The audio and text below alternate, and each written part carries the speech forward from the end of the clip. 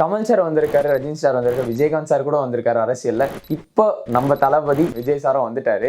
முன்னாடி இருந்த யாருக்குமே இது ஒர்க் அவுட் ஆகல. இப்போ இவருக்கு இது ஒர்க் அவுட் ஆகுமா? மேபி ஒர்க் அவுட் ஆகிறதுக்கான ஆப்பர்ச்சுனிட்டி ஜாஸ்தியா இருக்கு. எக்ஸாம்பிள் கமல் சார் வந்திருக்காரு, ரஜினி சார் வந்திருக்காரு, விஜயகாந்த் சார் வந்திருக்காரு. விஜயகாந்த் சார் வந்த டைம் வந்து ஓரளவுக்கு டீசென்டான டைம். ஸோ அதனால அவரால் ஓரளவுக்கு கிராபிங் பண்ண முடிஞ்சது. ஓரளவுக்கு நல்ல மார்க்கெட் பீக்ல இருக்கும் போது வந்ததுனால அவரால் ஓரளவுக்கு ஆடியன்ஸை கிராப் பண்ண முடிஞ்சது. அந்த நேரத்துலையும் பார்த்தீங்கன்னா ரஜினி சார் வந்து ரொம்ப டாப் மோஸ்ட் ஹீரோ. அப்போ வந்து ரஜினி சார் வந்து என்னன்னா இப்போதான் வராரு. அவருடைய கெரியர் ஸ்பீக்னு ஒன்று இருக்கு. அந்த கெரியர் ஸ்பீக்ல வந்து how many young audience you are engaging, how many family crowd you are engaging, அதாவது அந்த 20 years to 40 years அதில் எங்கேஜ்மெண்ட் ரேட் வந்து எவ்வளோ இருக்கு. ஸோ இப்போ ரஜினி சாருக்கு பார்த்தீங்கன்னா அவருடைய ஃபேன்ஸ் கிளப், அவருடைய என்ஜாய்மெண்ட் பண்ண பீப்புளாக பார்த்தீங்கன்னா அபவ் 40, 45 அந்த கேட்டகரியில் ஜாஸ்தியாக இருப்பாங்க.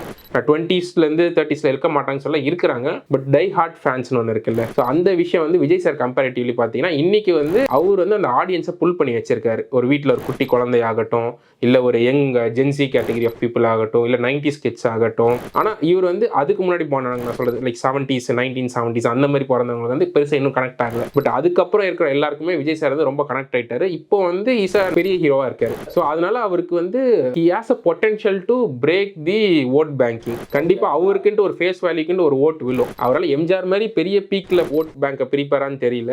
But he has a very potential than Kamal sir ஆகட்டும், ரஜினி சார் ஆகட்டும், விஜயகாந்த் சாரோட கூட கொஞ்சம் அதிகமாக கூட அவரால் ஓட் பேங்க் வந்து ஈஸியாக கிராப் பண்ண முடியும். ஏன்னா அவருக்கு சேர்ற கூட்டம்லாம் பார்த்தீங்கன்னா எதுவுமே ஒரு காசு கொடுத்தோ இல்லை ஒரு இது பண்ணி சேர்ற கூட்டம். அவருடைய ஃபேன்ஸ் வந்து அவங்க பார்க்க வராங்க. அந்த பார்க்க வர ஃபேன்ஸ் வந்து ஓட்டா மாறுவாங்கன்னா அது அனதர் கொஸ்டின் இருக்கு. But obviously he has some capacity to pull the vote banking.